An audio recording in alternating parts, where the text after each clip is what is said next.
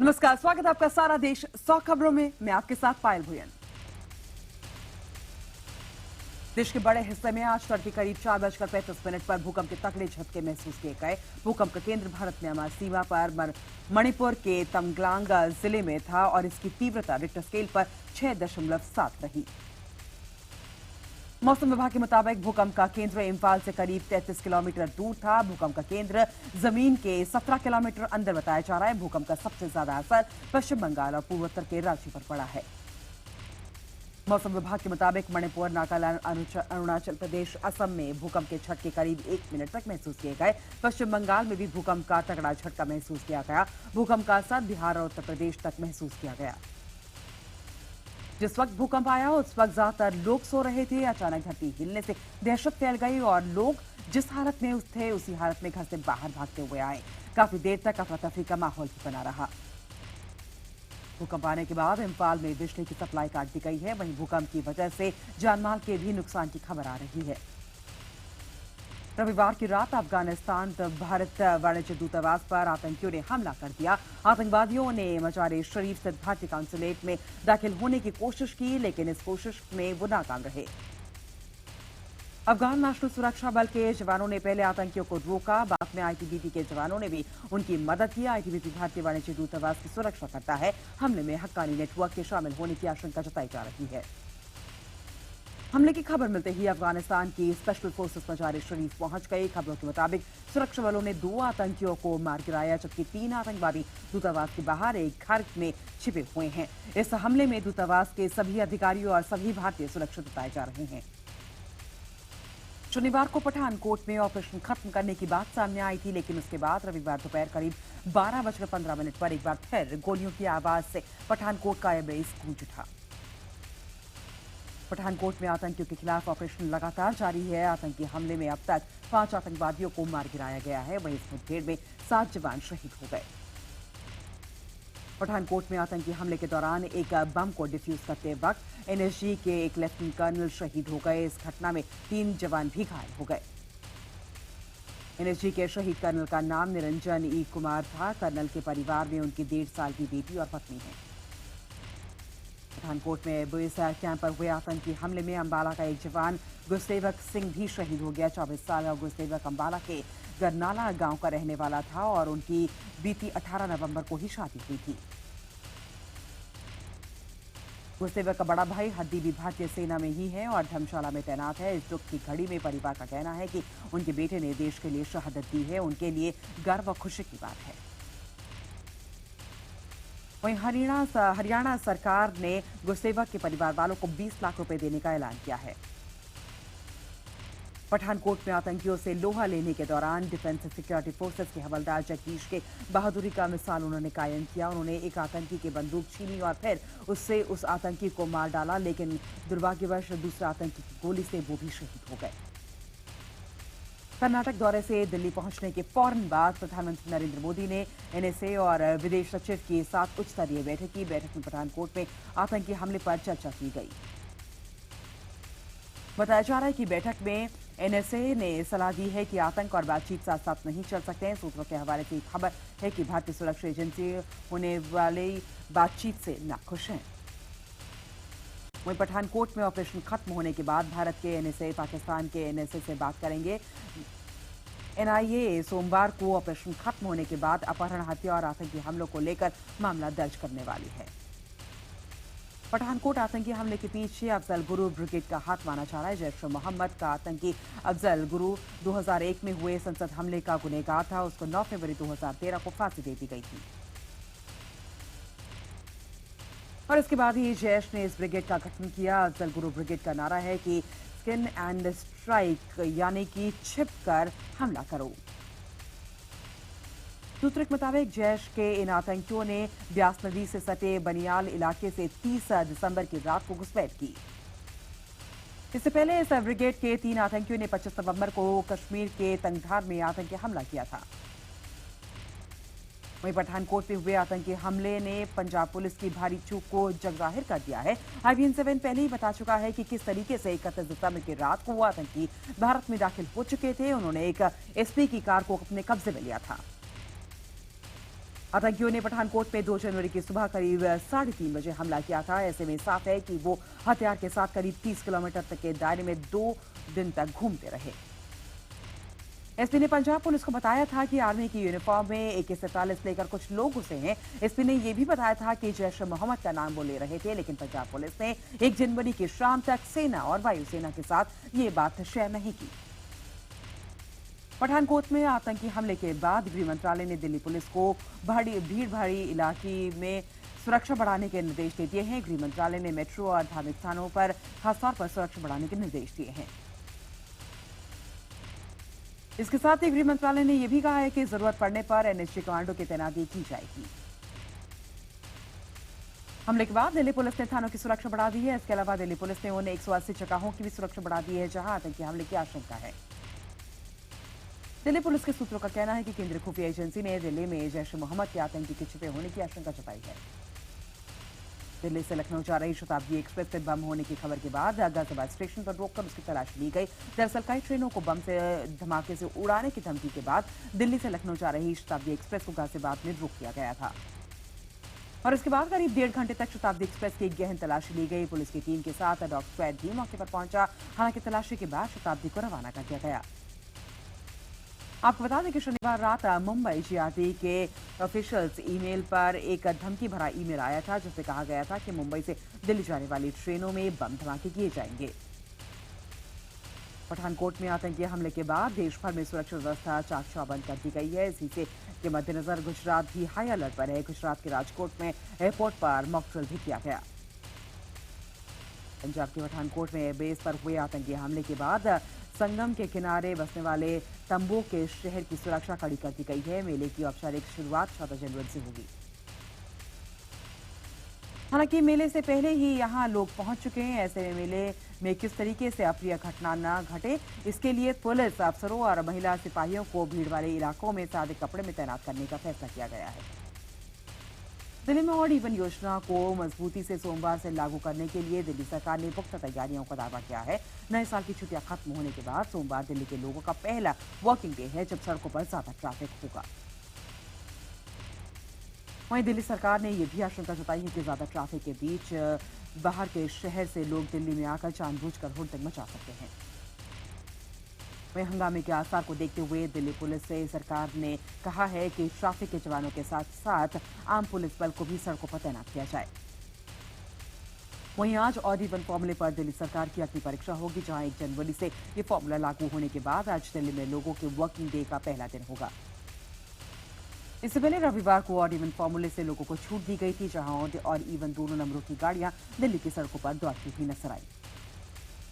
दिल्ली के बाद नोएडा में भी प्रदूषण कम करने की पहल की गई है। यहां जिला प्रशासन ने नोएडा को 7 जोन में बांटा है, यानी कि नोएडा के हर जोन में सप्ताह के एक दिन सभी दुकानें, कारखाने और कंपनियां बंद रहेंगी।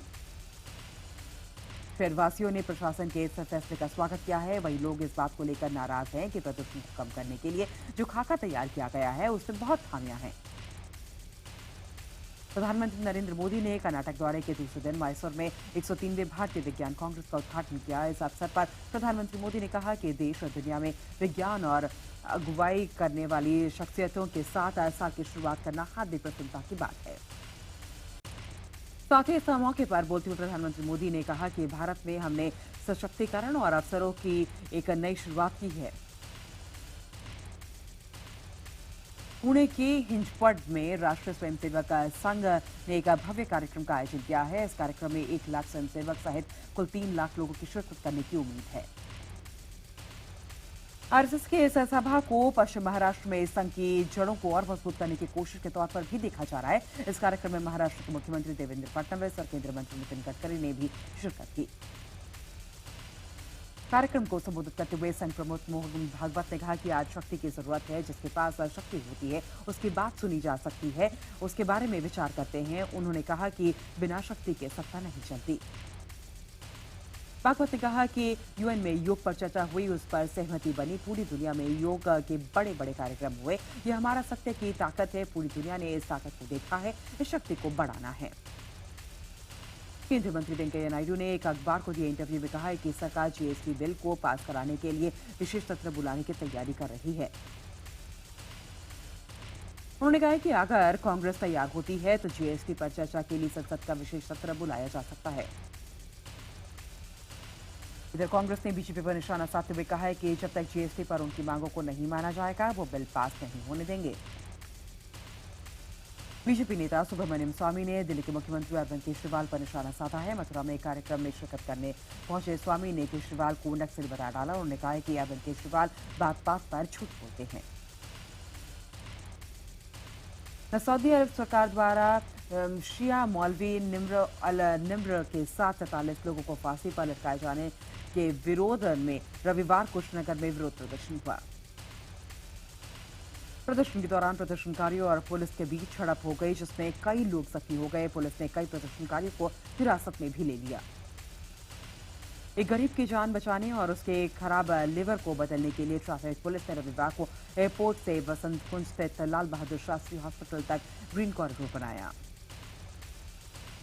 जिस रास्ते पर जहां करीब 1 घंटे का समय लगता है, उस रास्ते पर महज 10 मिनट 40 सेकंड के तय किया गया और लिवर को समय रहते अस्पताल तक पहुंचा दिया गया। आपको बता दें कि इस लिवर को इंदौर से फ्लाइट के जरिए दिल्ली एयरपोर्ट लाया गया था।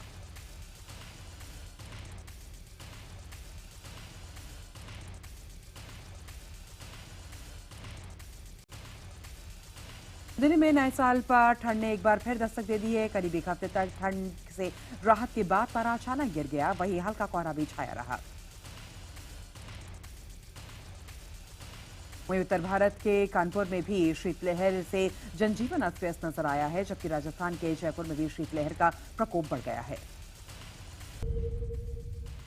नागपुर में एक बाघ जंगल सफारी पर गए टूरिस्ट की गाड़ी से खेलता हुआ नजर आया। नागपुर के करांडला टाइगर रिजर्व में टुट नाम का ये टाइगर एक जिप्सी के पास जाकर खेलने लगा। उस जिप्सी में बैठे टूरिस्ट को कोई नुकसान नहीं पहुंचाया और फिर खेलने के बाद वहां से चला गया। गुजरात के अमरेली में एक शेर के समुद्र में छलांग लगाने की तस्वीरें सामने आई हैं। दरअसल ये शेर दिग्गी बिल्ली बनकर लोगों से बचता कर रहा था। दरअसल गलती से ये शेर रिहायशी इलाके में घुस गया था, लेकिन जब लोगों की भीड़ देखी तो समुद्र किनारे चट्टान पर चढ़ गया और उसके बाद वहां से पानी में छलांग लगा दी। हालांकि बाद में इसे रेस्क्यू कर लिया गया। राजस्थान के माउंट आबू में इन दिनों भालू पर्यटकों के आकर्षण का केंद्र बना हुआ है। दरअसल पर्यटकों के भालू को खाद्य पदार्थ देने से वो पर्यटकों के कारों के काफी नजदीक चले आते, लेकिन वन विभाग ने पर्यटकों से भालुओं को कुछ भी न खिलाने की अपील की है। झीलों के शहर उदयपुर में फूलों की प्रदर्शनी लगाई गई है। यहाँ पिछले 3 सालों से फूलों की कई प्रदर्शनियों का आयोजन किया जा रहा है। इस बार यहाँ 150 से ज्यादा फूलों की किस्मों का प्रदर्शन किया गया है। ये प्रदर्शनी 10 दिन तक चलेगी। दरअसल यहाँ इस मौसम में हजारों रंग बिरंगे फूल आते हैं। बिहार के गया में एक बाइक कंपनी और स्टंट कंपनी ने मिलकर एक कार्यक्रम का आयोजन किया, जिसमें हैरत अंगेज स्टंट्स दिखाए गए। बाइक कंपनी ने अपनी बाइक की क्षमता को देखने के लिए स्टंट कार्यक्रम का आयोजन किया। स्टंट पे बाइक के ऊपर ड्राइवर ऐसे नजर आए मानो वो बाइक पर नहीं सड़क पर चल रहे हों। स्टंट को देखकर कार्यक्रम में मौजूद लोग हैरान रह गए। हिमाचल प्रदेश के मनाली में विंटर कार्निवल शुरू हो चुका है। कार्निवल की शुरुआत पारंपरिक नृत्य और मार्च निकालकर धूमधाम से की गई। यहाँ हिस्सा लेने के लिए देश के अलग अलग कोने से करीब 300 प्रतियोगी आए हुए हैं। 5 दिन चलने वाले इस कार्निवल में देश भर के लोक नृत्य, फैशन शो, म्यूजिक प्रतियोगिता और टैलेंट शो की झलकियां देखने को मिलेगी। नोएडा के सेक्टर 15 मेट्रो स्टेशन पर शनिवार रात एक युवती की लाश मेट्रो स्टेशन की सीढ़ियों से लटकी हुई मिली। घटना की जानकारी राहगीरों ने पुलिस को दे दी, जिसके बाद पुलिस मौके पर पहुंची। फिर लड़की को अस्पताल ले जाया गया, जहां डॉक्टर्स ने लड़की को मृत घोषित कर दिया। मृतक लड़की की पहचान अभी तक नहीं हो पाई है। इस घटना ने मेट्रो की सुरक्षा पर एक बार फिर सवाल खड़े कर दिए हैं। दरअसल मेट्रो की सुरक्षा के लिए नोएडा पुलिस ने एक अलग से पुलिस चौकी बनाई हुई है, जो कि मेट्रो स्टेशन की सुरक्षा का जिम्मा संभालती है। यही नहीं, मेट्रो स्टेशन पर सीआईएसएफ की भी तैनाती होती है, लेकिन इसके बावजूद ये वारदात कैसे हुई, इसको लेकर सवाल है। जयपुर में 500 ई रिक्शा चालकों ने एक रैली के आयोजन किया। उनकी मांग थी कि बैटरी से चलने वाली ई रिक्शा को जयपुर में बढ़ावा देना चाहिए, जिससे डीजल और पेट्रोल की गाड़ियों में होने वाले प्रदूषण को रोका जा सके। ई रिक्शा चालकों का कहना है कि ई रिक्शा को लेकर राजस्थान की पॉलिसीज अच्छी नहीं है। उन्होंने ई रिक्शा की खरीदारी के लिए टैक्स में स्पेशल छूट की भी मांगी है।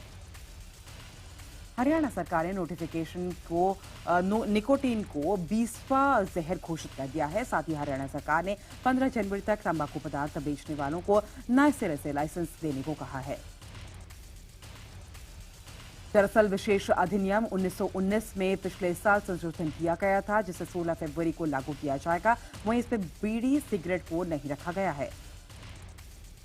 छत्तीसगढ़ के पूर्व मुख्यमंत्री अजीत जोगी अब प्रदेश कांग्रेस अध्यक्ष भूपेश बघेल पर मानहानि का मुकदमा दर्ज कराएंगे। उन्होंने मुकदमा दर्ज कराने से पहले इसके लिए कांग्रेस आलाकमान से अनुमति मांगी है।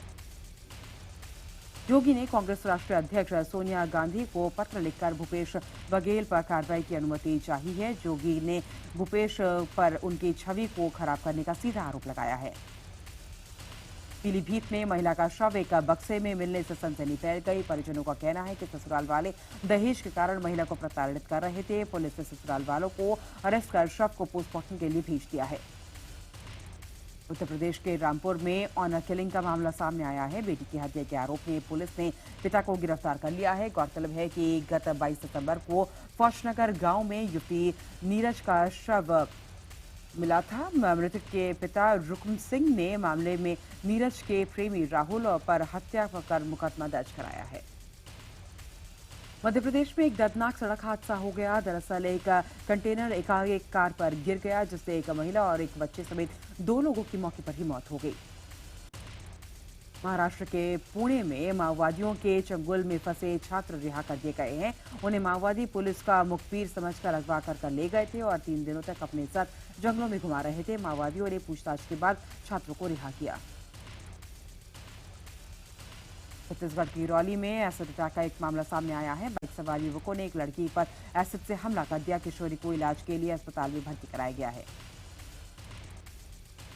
बिहार के दुमका में लोगों ने मवेशियों से लदे 2 ट्रक को पकड़ा। लोगों के मुताबिक लगातार इन मवेशियों की तस्करी हो रही है और सारा काम पुलिस की मिलीभगत से किया जा रहा है। वहीं लोग इस तस्करी से काफी आक्रोशित थे। उन्होंने मवेशियों को ट्रक से उतारकर एक ट्रक में आग लगा दी और एक ट्रक में तोड़फोड़ भी की। बाद में पुलिस मौके पर पहुंची और हल्का बल प्रयोग कर लोगों को शांत कराया। बिहार में कड़ाके की ठंड की वजह से कटिहार रेलवे स्टेशन पर एक यात्री की मौत हो गई। सूचना के घंटों बाद भी पुलिस मौके पर नहीं पहुंची। मीडिया के लोग जब वहां पहुंचे तब रेलवे पुलिस की आंख खुली और आनन फानन में मृत पड़े यात्री को अस्पताल भेजा गया। बिहार के गोपालगंज में बाइक लूटने की नीयत से आए बदमाशों ने एक शख्स को गोली मार दी। गंभीर रूप से घायल उस शख्स की अस्पताल में भर्ती कराया गया है। पुलिस ने आरोपियों की गिरफ्तारी के लिए छापेमारी शुरू कर दी है। बिहार के रूपसपुर में पुलिस ने छापेमारी कर वेश्यावृत्ति का जबरन धंधा करने वाले एक गिरोह का पर्दाफाश किया है। छापेमारी के दौरान पुलिस ने 2 महिला समेत 2 दलालों को भी गिरफ्तार किया है। फिलहाल पुलिस सभी की कड़ी से पूछताछ कर रही है।